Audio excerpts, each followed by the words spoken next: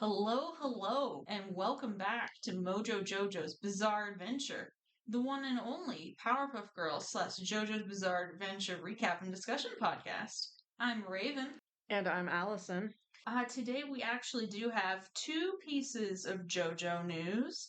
Both things are slated for summer 2025. Both announcements were made by Viz Media. There's going to be a JoJo's Bizarre Adventure Globetrotter guidebook.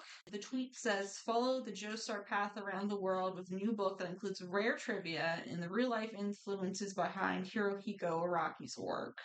So that should be cool. I love a good map. And the other piece of JoJo news is that Viz Media will be releasing the JoJo's Bizarre Adventure Part 7 Steel Ball Run manga in English. I know a lot of people are going to be excited about that. There's a lot of Steel Ball Run fans out there. I haven't gotten to it yet because I've only seen up to Part 6 through the anime, but gist of it, and I know it's pretty popular, so we'll have that to look forward to. I'll probably definitely try to get my hands on the little guidebook, at least for the trivia and the map. But okay, that's the end of our news. I didn't say the episodes that we're going to be talking about today, but today we are discussing 100 Against 2 and a True Warrior.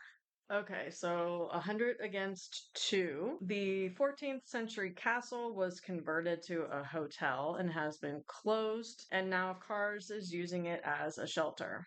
The layout inside is unknown to Lisa and JoJo. JoJo says how dirty the place is and points out Wamu's blood trail. Okay, I didn't totally get this guy. I swear his name was like Wired Back? Wired Beck. Beck. Yes. Okay, so a vampire named Wired Beck comes through a door at JoJo. He is guarding Wamu and Cars. He fawns over Lisa and spikes pop out all over him. He wants to hug Lisa to death for being stuck up. He tornadoes towards her, but she wraps him in her red Haman-filled scarf. She walks past him like he is irrelevant when he realizes she just put Haman all through his body and disintegrates. JoJo decides to wait to take the antidote until he defeats Wamu. They continue to follow the trail of blood to Wamu sitting cross-legged at the top of 3 stairs, and they realize Cars is near because of 2 sets of footprints in the vast room. JoJo yells for Cars to show himself. Lisa can feel dozens of lungs working. The minions are all hanging / standing on the ceiling. Okay, so I'm just thinking here, do the vampires breathe? I don't know if they actually need to breathe to survive or if it's like they just breathe out of habit. Like, not to bring up Twilight, but how they explained it in Twilight, it was just kind of like it feels weird not to, but they don't actually have to. Cars appears and snaps his fingers, and the minions come to life and declare there are 100 of them, and they will tear Lisa and JoJo apart. Wamu wants to fight JoJo one-on-one, but Cars is only interested in the stone. JoJo tries to set up a Haman net unsuccessfully. Cars orders them destroyed, but Lisa says that the stone isn't on her, and if they don't reach their destination by a certain time, it will be destroyed. They all contemplate if Lisa tells the truth. She proposes that they fight one-on-one, and the winners get the stone. Pillarmen versus humankind. Cars agrees. They want to fight at an arena that night under a full moon. JoJo must bring the stone, and they are keeping Lisa as insurance. JoJo carries out Machina and finds the stone in Lisa's case, and also finds a recent picture of Granny Arena, plus a younger pic of Granny with Speedwagon and Straightso, who is holding a baby. That night at the crumbling arena, they all meet, and JoJo shines a light through the stone, and it is deemed genuine. Lisa is the baby from the ship that Arena saved 50 years ago. JoJo about self-destructs to learn she is the old age of 50. Okay, and you can cut this out, but we discussed that we think that's JoJo's mom, or are we not talking about that right now? You can discuss it if you want. I feel like I'm not allowed to discuss anything in this scenario. Okay. I think Lisa is JoJo's mom. They light a big fire in the arena. Straightso raised Lisa, trained her about Haman, and gave her the stone. She thinks it was destiny, though, that JoJo defeated Straight So. The minions arrive, causing the ground to shake, and a chariot comes in with out-of-control vampire horses. Wamu is able to stop them in their tracks with his mind. JoJo and Wamu will duel by chariot with the overpowered horses. The harnesses conduct Haman. JoJo puts on Caesar's headband, and Lisa says he must win. And that's the end of the episode. So I guess the first thing I'm going to bring up is Wired Beck. He is named after guitarist Jeff Beck and his album Wired. Okay. Yeah. So you already brought up that JoJo told Lisa that he will not drink the antidote until he defeats Wamu. He said he did so as a promise to Caesar to not drink it. I guess because he wants to avenge him first before he can save himself. And whilst Cars didn't really give a shit about like fighting them or anything, he just wanted to outright destroy them. Wamu was like chomping at the bit to like have an opportunity to avenge ACDC. So for him, this is much more personal than it is for Cars. Cars doesn't seem to actually care about like fighting and honor and all that shit. He just wants to get the redstone. I think also you forgot to mention like Lisa was bluffing with the bomb. She came up. Yeah, she said there was a bomb on the stone and that if they didn't get to it by a certain time that it would blow up, but there was no bomb. Yeah, and JoJo was really impressed by her ability to bluff under pressure. So I thought that was a pretty good ploy to like save themselves a little bit longer by saying basically like if you kill us, you've lost your special shiny rock. Of course, I guess if they just kill them, then it's like maybe I guess besides the Germans know what they really are and would pursue them. Yeah. I mean, they could still just hide by day. I mean, Yeah. normal humans kind of have to sleep at night and have a period where they can't, I don't know, where they've got to rest and stuff. So, I mean, Indeed. I don't think it would be horrible if you just had to stay out of the sun. Plus, there's like sunscreen and you can, put a hood on. Yeah. Wrap yourself in bandages or something. Like, if you were determined enough. Yeah. Also, like, I'm just looking back. I was pretty surprised that they're just like fighting by chariot. Yeah. And I think I was thinking that I suppose those two, the Pillarmen, possibly have fought by chariot before, but there's pretty much no chance that JoJo has fought by chariot. So it's like they definitely have the upper hand, I guess, if they have before. I don't know. Yeah. JoJo might have ridden like by horseback or something because he is a rich kid. But I mean, is he even like how do I say it, driven a carriage? Even like would he even have that experience? Like if it was Jonathan, like maybe he might have been doing that. But I'm trying to think like how prevalent that would have been in the 30s or while JoJo was like a teenager or whatever. Yeah, he's probably not even done like you said, the carriage. Yeah. Again, he's a rich kid. Maybe Granny Arena, like, made sure he knew how to do that stuff if he was interested in it. I don't know. Or like being raised by a grandma, though. She might still have like some old school, I don't trust them newfangled vehicles. And maybe she only goes by carriage. Like, an automobile? I think not. Yeah. So I think they did drive by, like, a car earlier in part two, like when they went to the restaurant with Smokey. But maybe just like at first she's like, you're learning how to drive a carriage before you drive a car. But I did also want to say about Lisa's bluff that she was really lucky that it worked because the Pillarmen could have just like killed them and then just went through their shit and gotten the stone. Yeah. Because their little hotel was basically right across from the ruins of the hotel they were staying in. Yeah, or like they could have taken like 50 of the minions and Cars could have held Lisa And then Wamu and the other 50 minions could have went with JoJo to the hotel room. Yeah. Go through this stuff. Although they kind of made it seem like they sent it ahead of them or something.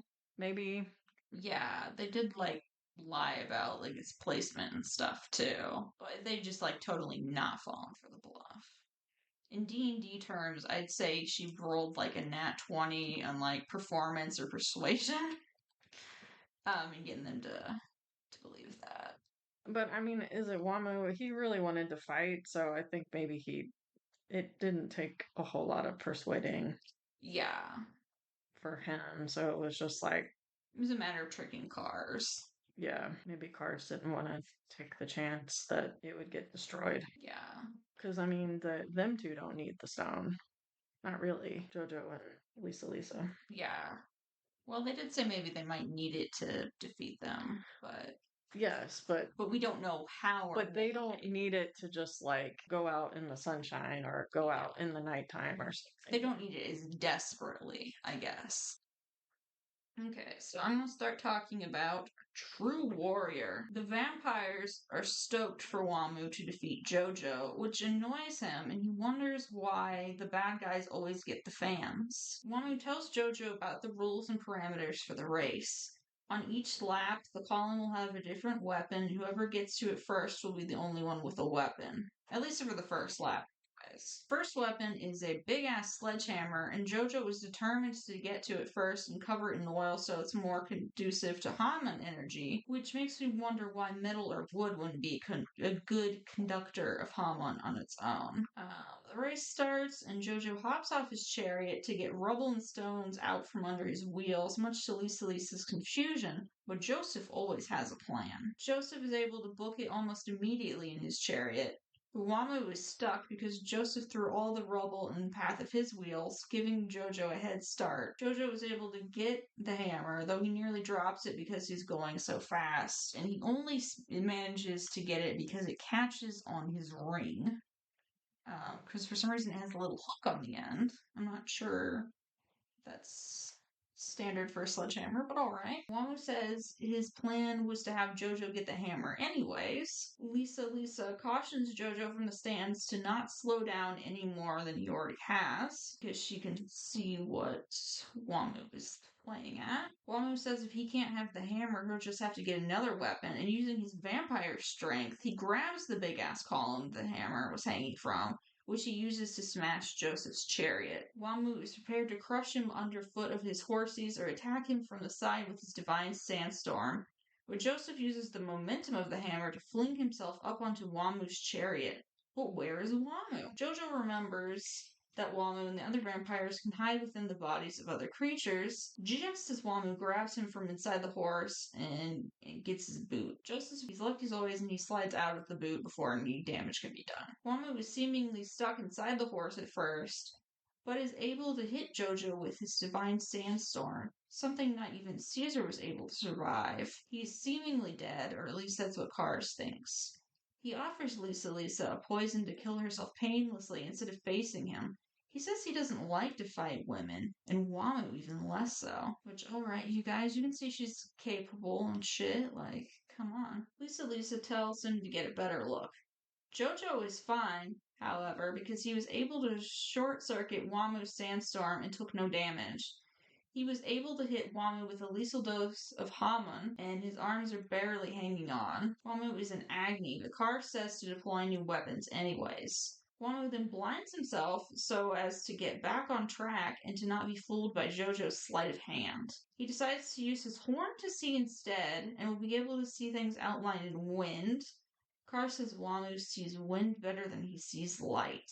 JoJo goes to retrieve a new weapon from the vampires. There are 2 crossbows, and he insists on the bigger one, which he can't even pull back on. So then Wamu gets over there, and he grabs the smaller one. He uses the first shot to help him detect JoJo, crushing one of JoJo's horse's heads in the process. Wamu says the next shot will not miss. He shoots away from JoJo and at the audience, banking the shot like a billiard ball, and it hits JoJo. He lies injured on the ground, but because again, he's so lucky, the impact from the fall cocked the crossbow for him. JoJo takes his shot, but seems to have missed his target. badly. JoJo begs and pleads for his life, throwing rocks at Wamu. The crowd boos him and calls him a coward. However, it turns out he didn't miss, but in fact banked the shot just as Wamu did, and it hits Wamu through the chest. While the impact of Wamu's shot didn't harm JoJo or pierce his skin, the impact of JoJo's shot hurt Wamu because the ball his crossbow shot out was way bigger, basically. Everyone stares in awe at Wamu's injury. JoJo tries to get his breathing back and hits Wamu with a reverb overdrive. Wamu falls to the ground and acts like he's dying, but he threw his arms up and at JoJo using his chest wound somehow. I don't know if he made his arms crawl and hide in there. What the hell? That was weird, which is saying something for the show. So the arms grab JoJo and start choking him. He is exhausted and he cannot breathe to gather his Hamon. And that's when Wamu decides to hit JoJo with his ultimate mastery, Atmospheric Rift, even as Kars cries out that he shouldn't. And that's where we're left off on until we get to the next episode. Yeah, Wamu had some almost like some vents coming out of his body, and I think they were saying it was like sucking in air. I don't know. I was confused. Yeah. It almost looks like sometimes when they'll have a really big ass modified semi and they'll have those vents on the sides, or at least Optimus Prime has them sometimes. Yeah, something like that. Not really sure what to say here. I just the JoJo trying to cover the sledgehammer in oil, and then when he got the sledgehammer, he was very gleeful about covering it in oil.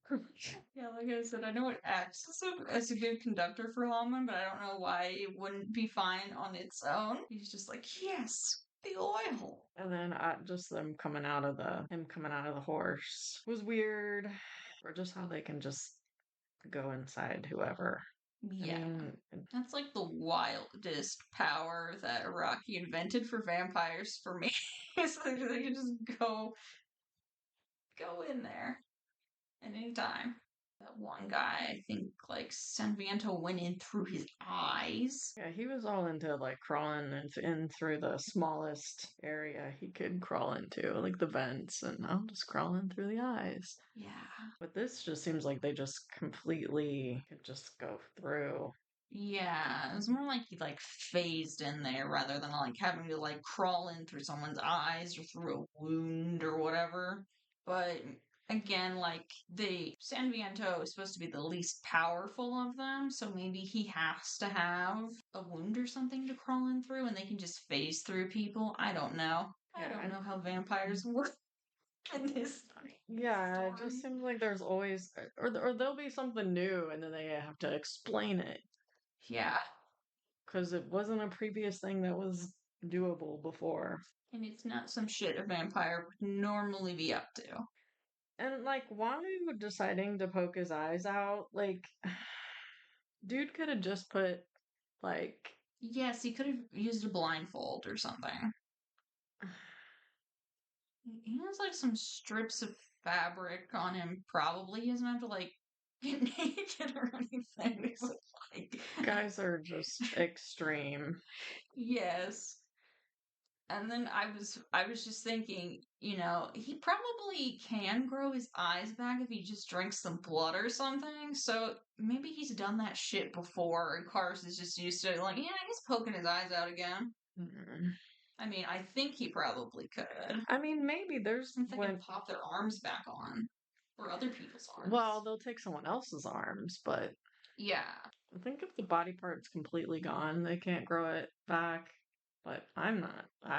Who knows? That's probably it could depend on the Pillar Man. Yeah, whether that's possible or not. Yeah, I'm not an expert on JoJo vampires. There's exactly one person who is an expert on JoJo vampires, which would have to be Rocky himself. Most of this fighting, some of it involves the Haman, but I don't know. It's just kind of fighting. Yeah. And not necessarily being a Haman master, although some of it is. Yeah, it's kind of like a mixture of already having some fighting skills and abilities and being able to master Haman.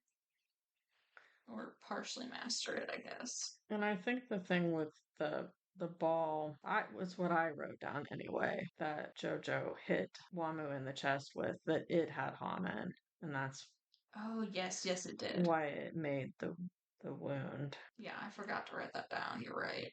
And then also the horsies themselves, the evil vampire horses. They had like JoJo had complained because they were like, you know, under Kars's thrall probably still. And so Kars was like, well, the rains can conduct Haman. So then you could control them more easily. So that's like, we haven't had a ton of Haman in this fight except for, I guess, the sledgehammer, the crossbow bolts, and then the rains themselves to like keep holding on to them and make sure that they're under control.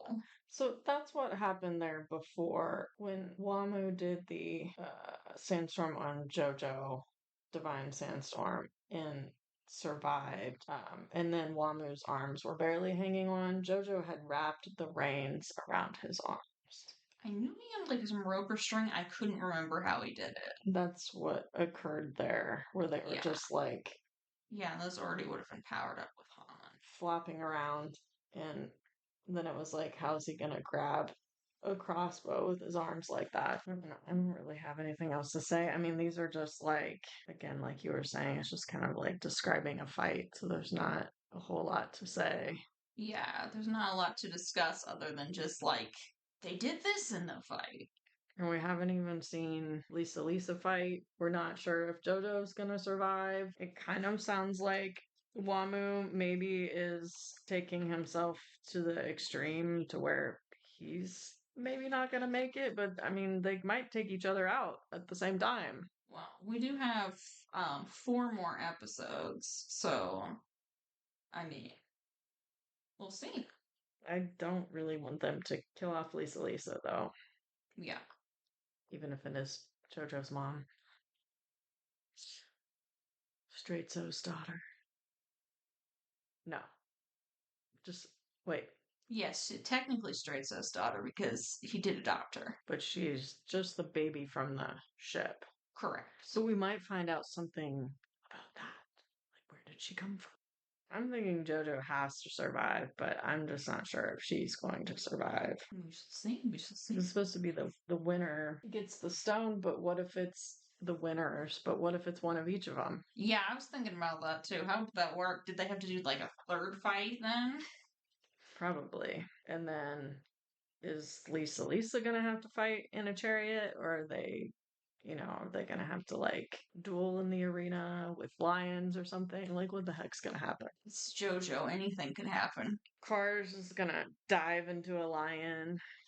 We'll have to see if or how JoJo gets out of this one, because one of the best parts of watching the show is just like, okay, how could he possibly get out of this one? And then it just seems like he finds a way. And then he pulled out a Tommy gun with Hammond bullets. Yeah. He got some Hammond holy water. He got some Hammond garlic. Yeah, I wonder if garlic and holy water do like work on vampires in the JoJo universe. And we've never seen someone like bust out like a cross or anything either, or even go like with their fingers and make a cross. Yeah. So I don't know if that actually would work or not if you're fighting a vampire, but I like to make that gesture. I guess if you actually believed in it. Yeah, I feel like the belief is a huge part of it. So I might be screwed unless I just believe that it will take out the vampire, not necessarily that I have to like have faith in God or whatever. Alright, so next week we're going to be discussing the Warrior of Wind and the ties that bind JoJo. And then after that, we will have only 2 more episodes, and we're going to get back to some Powerpuff Girls. Maybe JoJo finally learns his family history. Maybe so. He's got to sit down with Granny Irina. She busts out the photo albums. She needs to tell him the truth. He's making almond bubbles in the tub when he's 2. He takes Granny Marina's little cookie tin full of sewing supplies and he uses Hamon on that, and I don't know how to finish the. They're always using like ropes or threads or scarves or whatever. So he's taking the thread and I don't know. Sewing with Hamon. I don't know. He's crocheting with Haman. Yeah. Or Granny Arena's crocheting with Haman. Maybe she's secretly a Haman user. Granny Marina is secretly a badass all along, and we just didn't find out till now. She's just demure. So yeah, we're gonna talk about those 2 episodes next time. If you've been enjoying the podcast, it would be great to get some subscribes and some reviews. We'd love to get some feedback on the show. If you're listening to this instead on YouTube instead of your podcatcher of choice, which I guess YouTube is a podcatcher of choice in its own way, hit those like and subscribe buttons and maybe leave a comment in lieu of a review. I guess until next time, I'll be the roundabout. Goodbye. Goodbye.